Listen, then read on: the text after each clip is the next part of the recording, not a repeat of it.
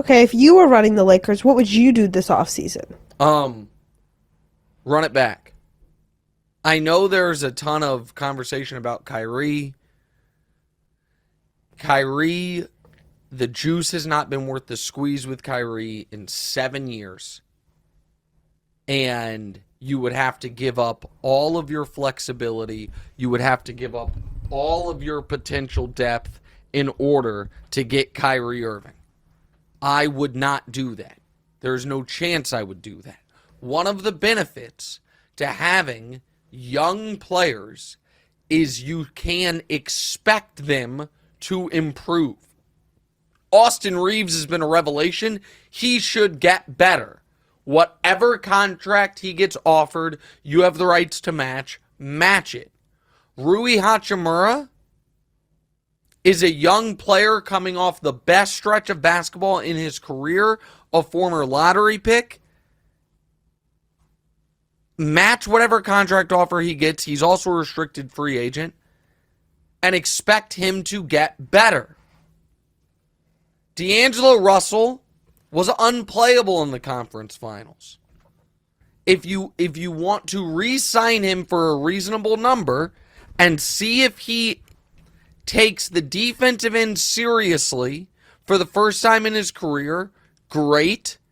If not, you move him at the deadline. And you challenge Anthony Davis to night in, night out, be the guy we saw at different moments this postseason. To take that next step to be an actual MVP candidate. But the idea of trading away and moving on from all your depth so you can sign unreliable, injury-prone Kyrie Irving is totally insane to me. The Lakers post-deadline had the second best record in all of basketball. They got beat by a better team, and we'll get to the Nuggets in a moment. But I wouldn't make drastic changes, assuming LeBron is back. Now, what I would do is tell LeBron and get on the same page with LeBron that it's got to be Duncan in year 17 and 18, LeBron in year 21, meaning 30 minutes a night and a lot of nights off. You should tell your buddy Maverick that it would really hurt your feelings if LeBron retired. Well, that's I mean, I appreciate the attempted humor while I'm trying to give cogent analysis to the listeners and the viewers. I was being serious, actually. But, I mean, I do wonder, Mav tweeted, and Mav doesn't tweet much, a couple months ago from a game, saying, like, watching you play will never get old. I hope you never retire. I wonder if for Mavericks business purposes, if it's better if LeBron retires and they can go full-fledged into that phase of their career. My guess is LeBron's playing 2 more years. That would be my guess to kind of finish that part of the conversation. But what I was saying about the minutes is the other thing, and I said this on TV, but it warrants mentioning again here. One of the great things about sports is more often than not, every bill becomes due. So, the Boston Celtics make the NBA Finals. They look like they're right on the cusp. And then right before the season, their head coach is involved in an infidelity scandal. And he's dismissed from the team, essentially. Okay. And they have to promote an assistant who's not ready named Joe Mazzulla. And all year long, they're fine. And then the playoffs come around, and he goes up against the best coach in basketball, Eric Spoelstra, and he's getting undressed. We'll talk about that series later. But that Ime Udoka bill finally became due these conference finals. Draymond Green punches Jordan Poole in the face before the season starts. And the team just kind of pretty aggressive year. Yeah. It's terrible on the road. No one can quite put their finger on why. even though it was obvious why. And then they lose at the end of the year, losing 3 straight road games.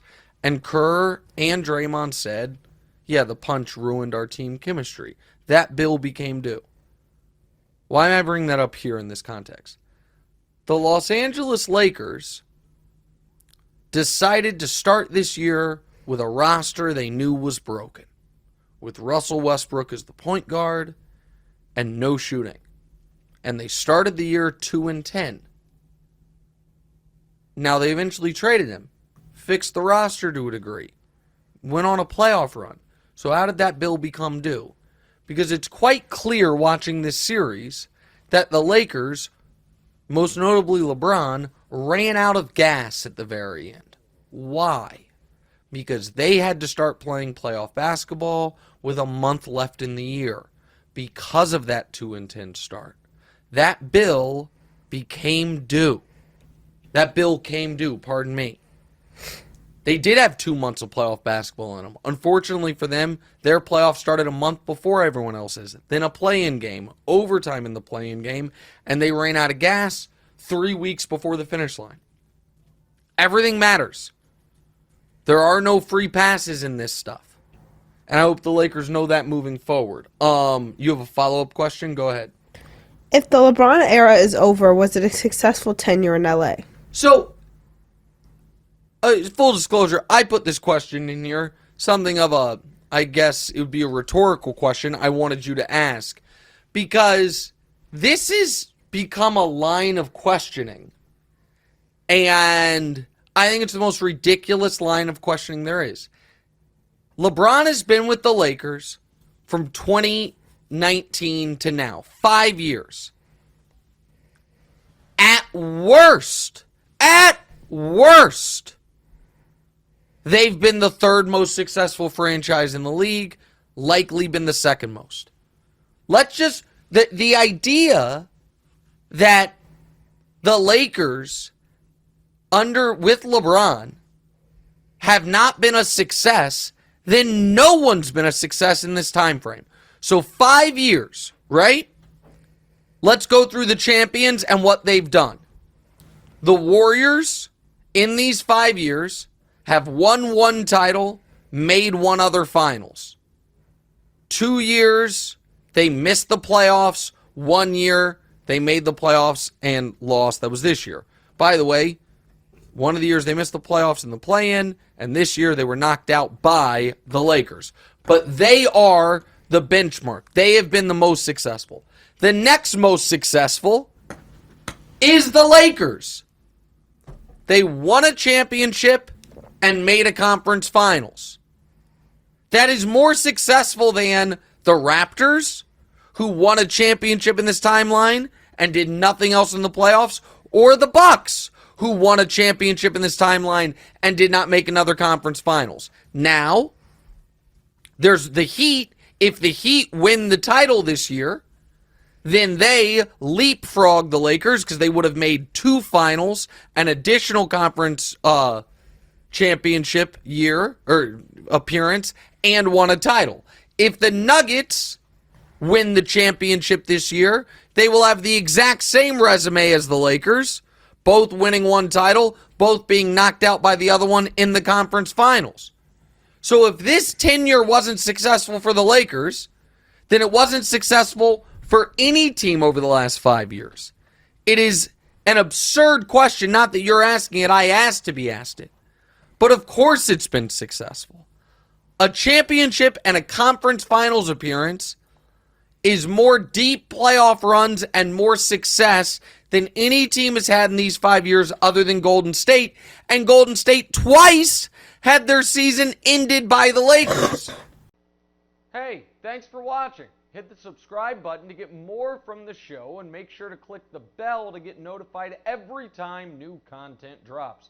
Check out full episodes of What's Right wherever you get your podcasts, or just click the link in the description below.